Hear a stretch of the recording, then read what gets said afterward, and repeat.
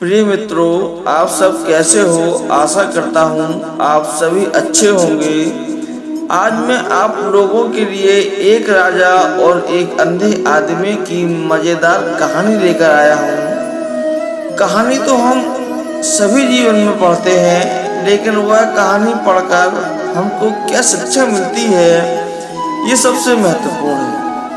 और वह शिक्षा हमारे जीवन में हम कितना उपयोग में लाते हैं, ये सबसे महत्वपूर्ण है। हम नैतिक कहानी पढ़कर भी शिक्षा पा सकते हैं, लेकिन वह शिक्षा हमारे जीवन में प्रयोग करना बेहद जरूरी है। तब जाकर हमें उस शिक्षा का लाभ होगा। जीवन में सफलता या कामयाबी तब मिलती है जब कोई उद्देश्य पूरा करने के लिए हमको जो शिक्षा मिलती है उसका हम सही ढंग से उपयोग करें।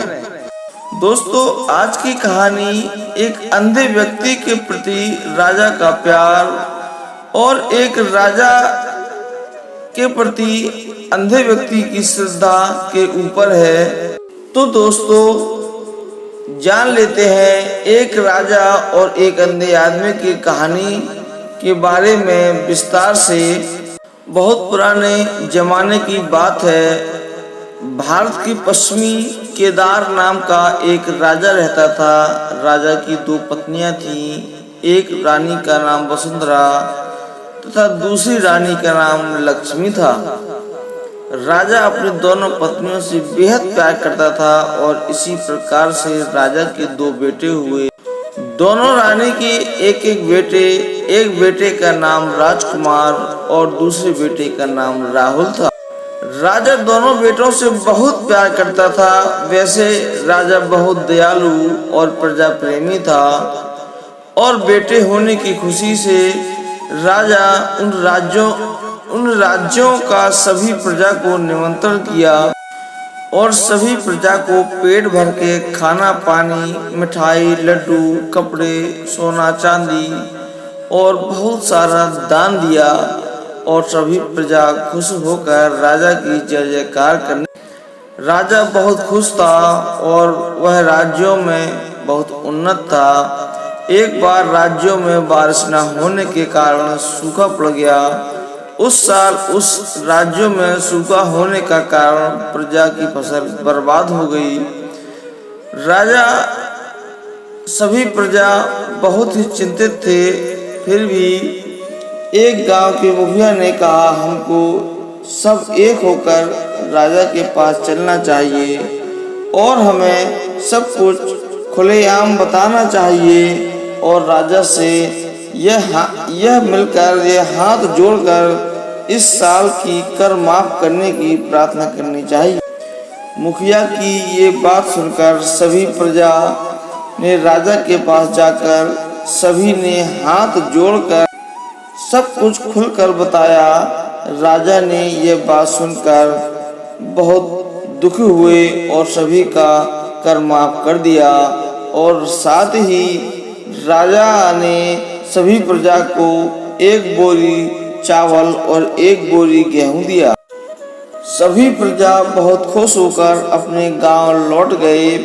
ऐसे ही कुछ साल बीत गए। राजा के दोनों बेटे अब काफी बड़े हो चुके थे। दोनों बेटों की शिक्षा देने के लिए गुरुकुल में भेज दिया और वह दोनों भाई ने अपनी पढ़ाई शुरू कर दी। एक बार राजा ने सोचा, हम बहुत साल से कहीं घूमे नहीं हैं। इस साल मौसम बहुत अच्छा है। इस साल हम घूमने के लिए जाएंगे। राजा ने मंत्री से कहा, हम लोग कुछ दिनों के लिए दूसरे राज्यों की सैर करने के लिए जाएंगे। तुम सारा बंदोबस्त कर लो। मंत्री ने कहा, जो आज्ञा महाराज। उस दिन बाद राजा अपने सिपाही, सेनापति और मंत्री के साथ सुबह सुबह जंगल की ओर निकल पड़े। दोपहर के समय की बात है। राजा रास्ते से होकर जा रहे थे। सभी लोग बहुत थक चुके थे और सभी को भूख भी लगी थी। सभी ने एक बड़ा सा पेड़ के नीचे जाकर भोजन किया, लेकिन भोजन करने के समय में उनके पास जो पानी था वह खत्म हो गया। दोपहर की समय थी। कड़ी धूप में राजा को बहुत प्यास लगी थी।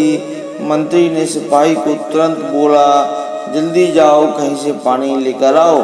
सिपाही ने इधर उधर देखा तो एक झोपड़ी दिखाई दी। सिपाही उस झोपड़ी में पानी लेने गया तो देखा कि एक पेड़ के नीचे एक अंधा आदमी बैठा है। उसके पास पानी से मटकी भरी हुई है।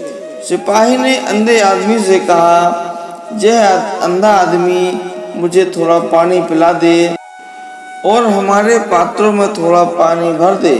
सिपाही ने घमंड से अंधे आदमी से ऐसा कहा जैसे उस आदमी को पानी पहले से ही उसको देकर रखा था।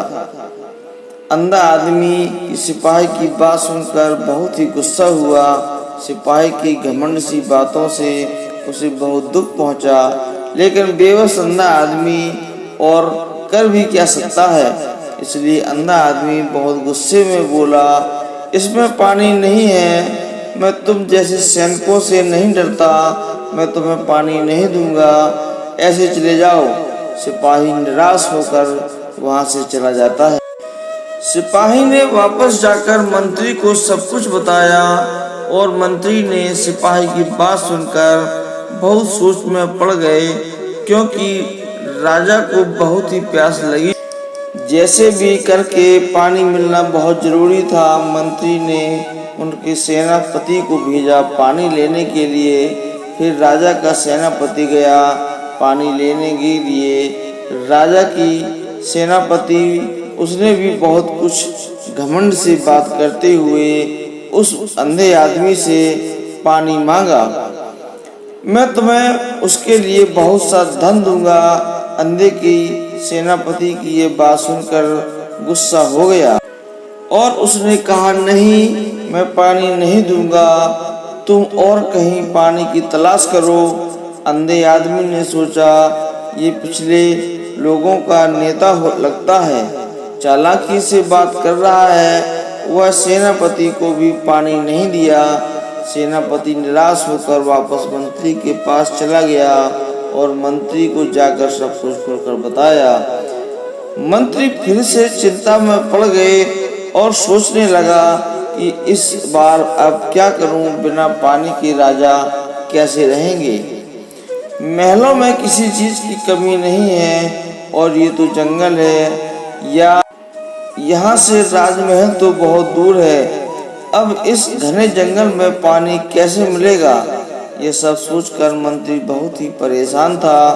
वह सोचा कि अब मैं खुद जाता हूँ पानी की तलाश में। तब मंत्री ने राजा से आज्ञा मांगी, लेकिन राजा का और इंतजार नहीं हो रहा था, क्योंकि राजा को बहुत प्यास लगी थी। इसलिए राजा ने स्वयं जाकर पानी की तलाश की और राजा ने सबको यहीं रहने के लिए बोला, मैं खुद अकेला चला जाता हूँ। राजा ने जाकर उस व्यक्ति से कहा, नमस्कार मित्र, मुझे बहुत प्यास लगी है, बहुत समय से पानी नहीं पिया, मेरा गला सूख रहा है, थोड़ा सा पानी मिलेगा। राजा की बात सुनकर अंधे व्यक्ति बहुत खुश हुआ। उसने राजा को अपने सामने बैठने को कहा और कहा कि तुम जैसे श्रेष्ठ लोग ही राजा के समान व्यवहार के पात्र हो। पानी क्यों, मैं तुम्हें अपना शेष जीवन भी आपके चरणों पर समर्पित कर दूंगा। राजा ने ठंडे पानी से अपनी प्यास बुझाई और विनम्रता पूर्वक पूछा, यदि आप देख नहीं सकते तो आप कैसे कह सकते हैं जो पानी मांग रहा है वो सेनापति या राजा है। उस आदमी ने कहा, हे महाराज, शब्द एक ऐसी चीज है जिससे व्यक्ति किसी की असली पहचान बताई जा सकती है। शब्द एक ऐसी उत्तर कुंजी है जो व्यक्ति के व्यक्तित्व का ताला खोलकर बताती है कि वह व्यक्ति हीरा है या साधारण कोयल। जो श्रेष्ठ लोग होते हैं वे अच्छी तरह जानते हैं कि वे सभी लोगों का सम्मान चाहते हैं, चाहे वह गरीब हो या अमीर हो, छोटा हो या बड़ा हो। रिश्ते तब मजबूत होते हैं जब वे सम्मान के साथ संवाद करते हैं। वाणी कितनी भी मधुर क्यों न हो, जो उससे मधुर और नम्रता पूर्वक बात करते हैं वो मिर्ची भी बेच देते हैं, और जो कटु बोलने वाले होते हैं वे मधु भी नहीं बेच सकते। दोस्तों, इस कहानी का उद्देश्य है हमें किसी से गुस्सा से बात नहीं करनी चाहिए, क्योंकि गुस्सा करने से होने वाला काम और बिगड़ जाता है। कोई भी इंसान के साथ सम्मान से बात करनी चाहिए। हमारे मुंह के शब्द एक ऐसी मूल्यवान वस्तु है जो कि मुंह की मधुर वाणी से आप सबका दिल जीत सकते हो। कोई कठिन काम को आप आसानी से कर सकते हो। दोस्तों, एक राजा और एक अंधे की कहानी को समय निकाल कर सुनने के लिए आपका बहुत बहुत धन्यवाद।